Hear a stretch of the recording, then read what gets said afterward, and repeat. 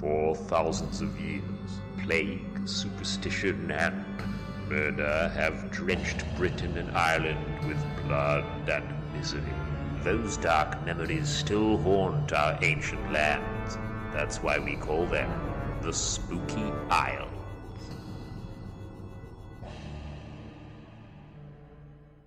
Welcome to the Spooky Isles podcast. My name is David Saunderson, and I'm your host this evening. Tonight, my co-host John Kanako James cannot be with us as he's attending a wedding in Wales, so I'm very fortunate to have paranormal author and expert on everything spooky, Paul Adams, to fill in while John's away. Hello, David. Nice to be back. Good to have you back. It hasn't been that long, but... it's great to be back in Spooky Central. We've missed every moment you've not been here. Now, we've got a very special guest for us tonight, and it'll all become obvious why he's here when we start getting talking. British occultist David Farrant, who's widely known as the man who discovered, and I say discovered or highlighted, the Highgate vampire in the 1970s. We're going to find out tonight that he's much more than that. People, every time you mention David Farrant's name, Paul, you hear the That's word. right. He's the Highgate vampire guy, isn't he? He's the vampire, but I mean, he's been on this earth for many years, and he's been a psychic investigator for a long time. Certainly, I think David's now one of the sort of senior figures in sort of psychical research in Britain. I mean, he's been active in psychical investigation since the late 1960s. So he's certainly one of the senior figures, and it'll be interesting to get his views on different types of phenomena and just see what he's been doing other than being involved in the Highgate case. Certainly. You've had a bit to do with him with your book that's just come out. That's right. Yes, David helped me enormously in recounting his experiences of the Highgate vampire for a chapter of my Written in Blood, which was a cultural history of vampires in British culture, and it was very useful to talk to David and get his views on it. Well, that's great. And David's actually here tonight because he's helping launching your book, which we're doing here at the King and Queen. That's right. And that's what we've got in here. So without further ado, good evening, David. Hello again, David. Thanks for coming tonight. As we said, we sort of, while obviously the Highgate vampire is iconic in British occult history or in the popular mindset of people, you've obviously got a lot more strings to your bow than that. What do you actually class yourself as? If you had to give yourself a job title, what is it? If I had to describe myself, if you like, officially, I am the president of the BPOS. That's the British Psychic and Occult Society. Okay, what does the British Psychic and Occult Society do? Well, we've got well over 300 members, and we look into cases of unexplained phenomena. Okay. Is that like a ghost hunting society, or is it a bit more than that? We go out. We do hold vigils, we go on expeditions, we hold meetings, but the main purpose of the society is to try and find out the sort of, if you like, the secrets behind psychic phenomena. What does that mean? What, you're trying to look beyond the... Well, that's always been our basic sort of principle, and we're not so much, I don't know if you know, but nowadays ghost hunting has changed somewhat. People go to these supposedly haunted places with all these gadgets and digital devices, and they rely on these, I think, far too much. I think the secret is to go there with a very open mind. Don't expect to see anything. You certainly don't imagine you see something, but try and understand if anything happens. We do take the basic readings. For example, for readings of temperature, and if we're outdoors, we sometimes take air pressure with the barometer, and obviously we use compasses and things like that for direction. We have cameras, of course. They're always at the ready, and that's always been the main interest, not only of myself but of the members. And incidentally, David, I'm glad you're not going to go on to the Highgate vampire tonight. Okay, well, yeah. We've heard the story like that. Probably, I thought that would probably... What's your... I'm quite interested in to find out... The cycle sort of ghost hunting has become very much a sort of a media circus in the past sort of 10, 12 years since the sort of Most Haunted sort of changed the sort of face of it. Yeah. What's your views on that? Do you think that's helped or hindered the sort of the serious side research?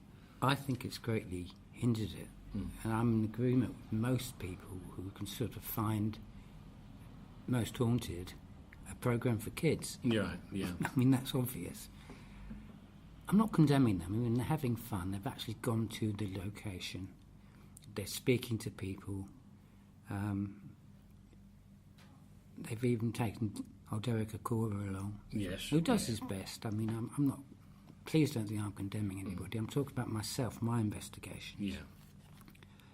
We tend to ignore the use of digital apparatus. And I don't even understand half of it.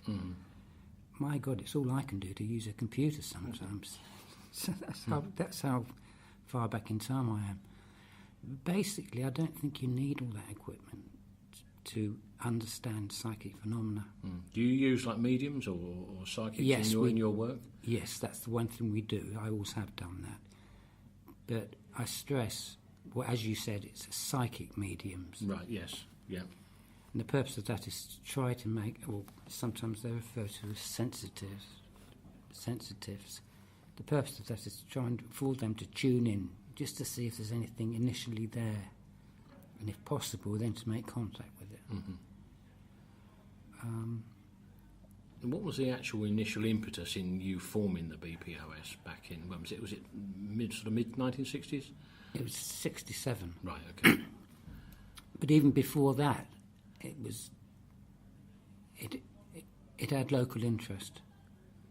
I'm going back 10 years before that, 57, when my mother was still alive, and she attended the Spiritualist Church, and she knew a lot of people in that field, and a lot of younger people in my street, actually where I was born, in Shepherd's Hill, and all in the Highgate area, had a deep interest in ghosts, in haunted houses, and stories in the paper, and we'd go in search of those from a very, very young age. It was only 67 that we eventually said, well, let's start organising this seriously. And we did. We organised it seriously, but it was still very small in those days. I must emphasise that. It grew by word of mouth, or just searching things out. How do you see the work that you do with the BPOS as opposed to, like, say, the Ghost Club and some of the more older paranormal... the Society for Psychical Research and that sort of... How do you see that? I've got a lot of respect for the Ghost Club. It's got quite a few influential members. I understand they had a split in the club a few years ago. That's right, yes, when Peter Underwood left.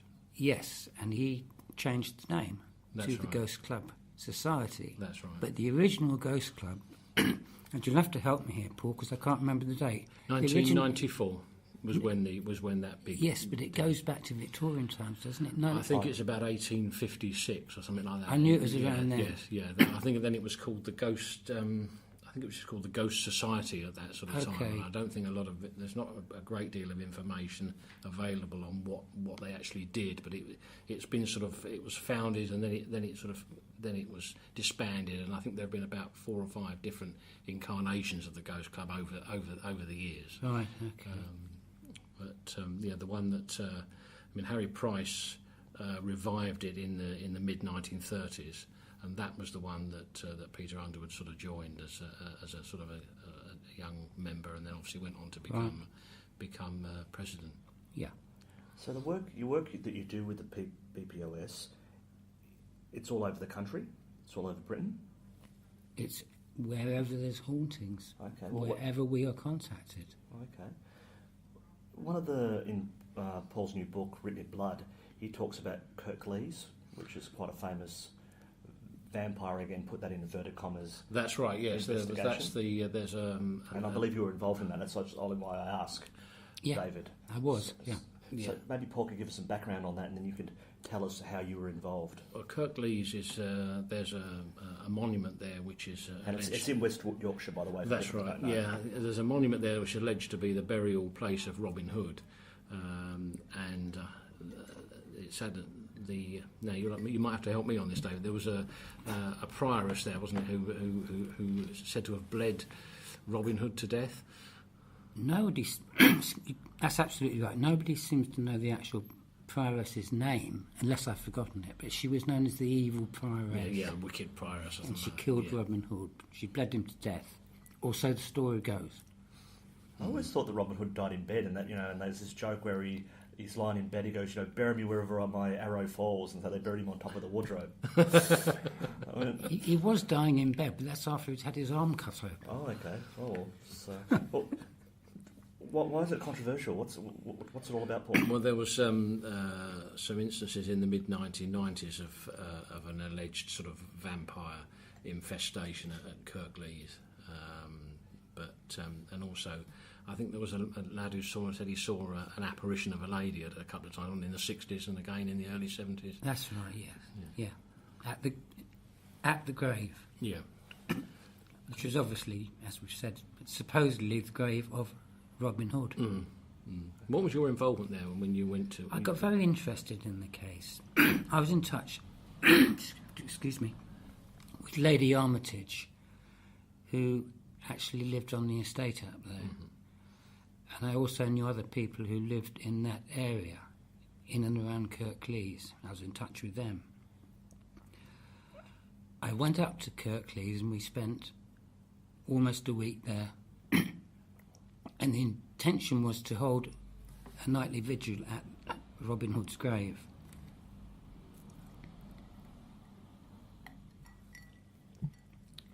Which we did. There were 1, 2, 3, 4. There were five of us present. And can I just say here, I don't believe for 1 minute the ghost of this Robin Hood was a vampire. Right, okay. It got turned into a vampire by the press. Yeah. We went to the grave. It wasn't that late at night. It was about... It was in April. It was at the end of April, I think. It was starting to get dark, about 7 o'clock. And we cleared the gravesite because there was lots of bits of stone and rubble on the actual flat shelf of the grave. We had to clear that off because we wanted to use certain implements. My friend Gareth Medway was with us, who was also a psychic researcher. And we did place those implements on the actual grave itself, such as candles. He had a magical sort of wand and some crystals. And we had troubles keeping the candles alight.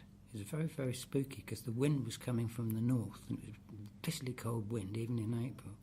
And the candles kept going out, so in the end we had to put them on the ground in front of the grave, and then that was all right. But there was nothing materialised. Gareth Medway, he said a series of chants in ancient Greek, which he knows how to do. And I made a series of calls with him. But no ghost appeared. Well, obviously we had cameras at the ready, and we took photographs there. But as I said, there was nothing really more to that case than that, except to add again, it was not a vampire. Right. Okay. Is there any evidence that Robin Hood actually existed, though?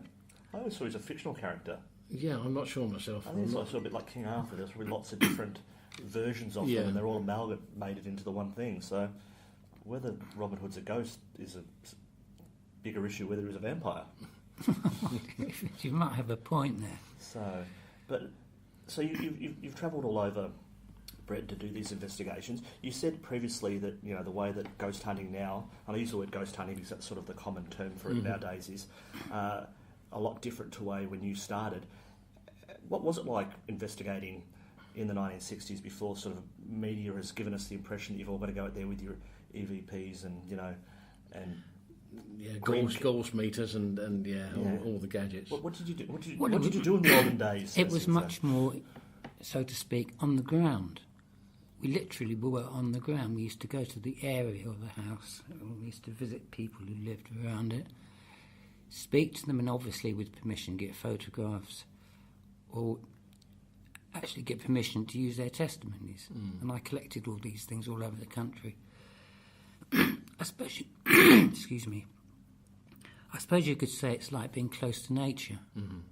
You can read a nature book in a library or from your home, but when you're actually out there walking, you can see the animals, you can smell the air, you can speak to the people.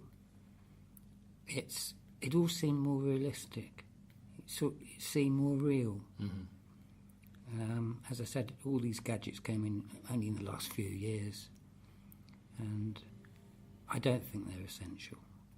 Was there any of your investigations that sort of stand out as giving you sort of good evidence of sort of supernatural? So I say supernatural, people say paranormal phenomena. Supernatural. I sort of like supernatural because it sort of... Sounds more super. Sounds more super. Over the years, I've certainly witnessed a few things. Nothing outrageous. I've seen objects falling off shelves, for example. I've seen doors open and closing. I was in a flat once which was supposedly haunted. When the door opened, and when it was open, everybody sensed something by the door. The light in the room faded right down to almost nothing, and then popped out. So some psychic phenomena had obviously had some influence over the electrical power. I've seen things like that. The Highgate vampire I won't go into again. I have seen fleeting figures on occasion. And once when I was investigating the ancient Ram Inn, which is near Avon and near Bristol. In fact, we held 2 investigations down there, one in 1998 and one in 2002. And I was with my friend Dave Milner, I think on the second occasion. And as he took a picture of one of the haunted fireplaces there, or it was in the haunted room, he got an amazing result. The picture was ordinary when he took it, but when he had it developed, when he looked at it rather, it was like a great big orange glow, a great big... It wasn't an orb. Right, So it was okay. nearly as big as the fire. Was this a tradition? It wasn't a digital photograph, it was a sort of an actual developing photograph that you developed, was it? Yes, this was one he developed. Right, okay. Proper photograph. A proper photograph, yeah. Anyway, he witnessed that. And on the first investigation, that was in 1998, I was with Ross Gage, who lives near Birmingham, with her society, and we were downstairs in the pub. Upstairs in the pub was the most haunted room in the house. Supposedly it was called the Bishop's Room. We'd been up there, and we left video cameras running, or rather they did, and tape recorders in the room to try and catch some activity.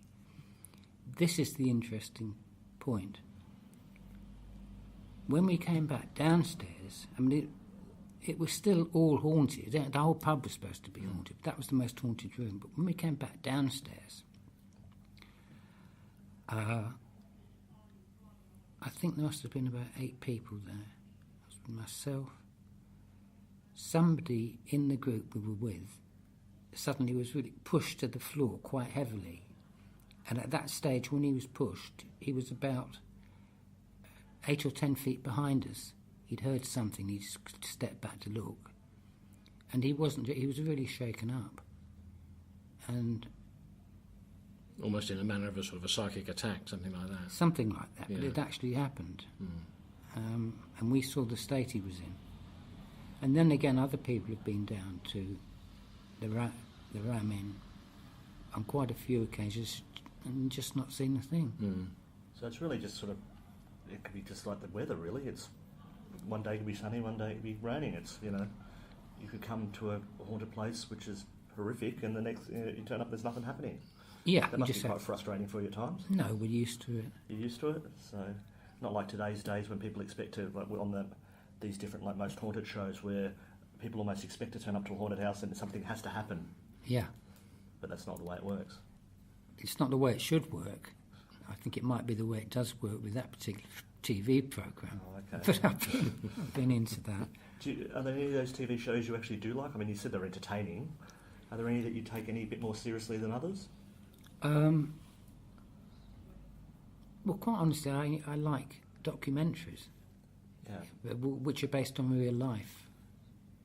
You mean the history type stuff behind it, or? Yes, the history type stuff behind it. That's the kind of shows I like. I like they don't actually show you the ghosts or don't try to investigate. They just tell you the story behind it and maybe interview a few people who saw it. And I mean, there's lots of videos of you on YouTube where you're talking about stuff, and I find that a lot more interesting than watching people wandering around in the dark with green faces. Yeah. Well, I find it interesting too. That's why I do it. I also find it interesting. I want people to ask me questions. If I can't answer something, I just say, look, I'm sorry, I just don't know. I saw one very interesting one. You were talking about Hampton Court. There's a video on there. You've done some investigating there.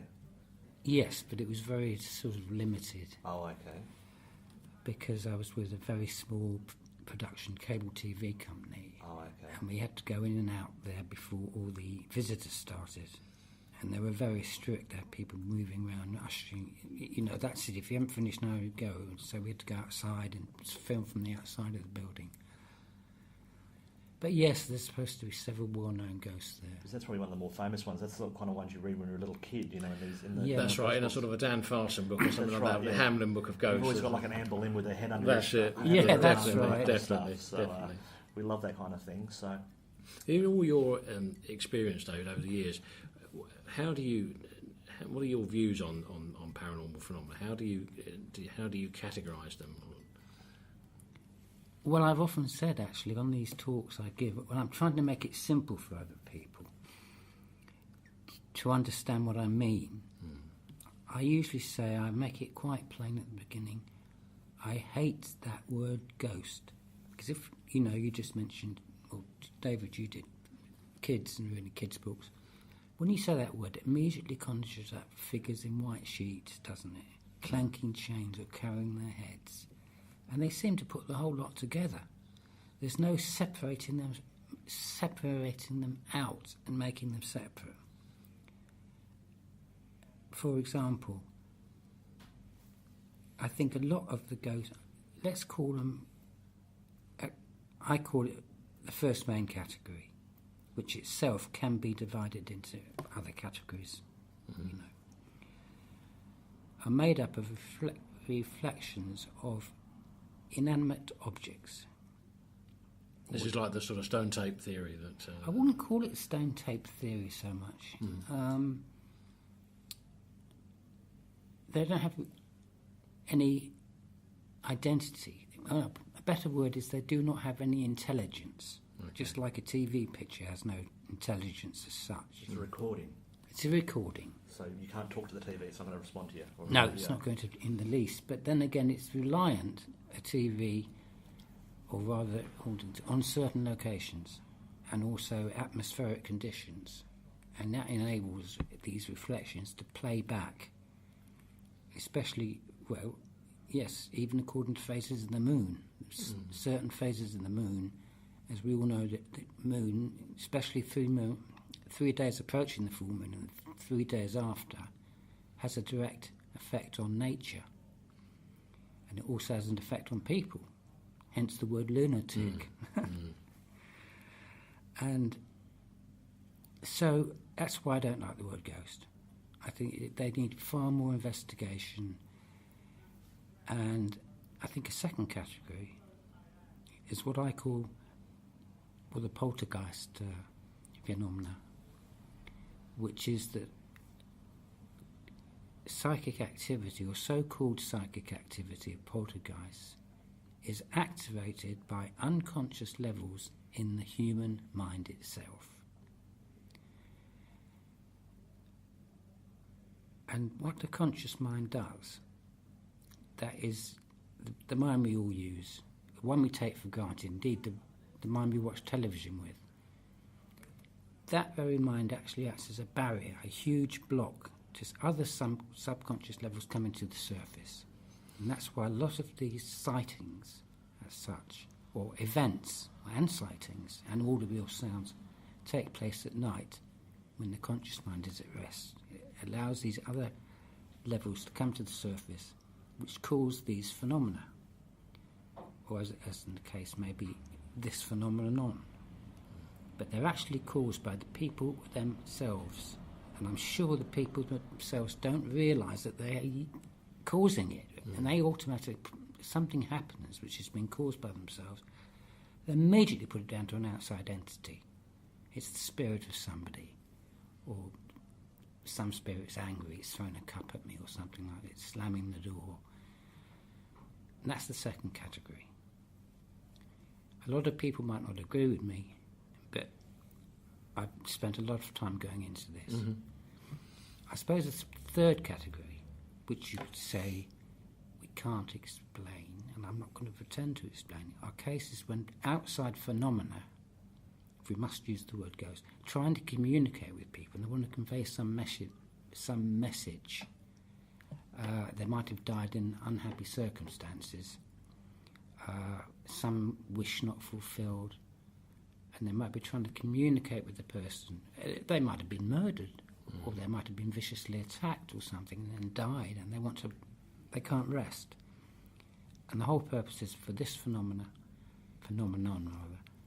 to communicate with the person, to give them a message. Now, in those sort of cases, we do find you can't really say they don't fit into the first category. You can't really say they have no intelligence, because here you have a so-called spiritual force outside of yourself, which is claimed to be witnessed.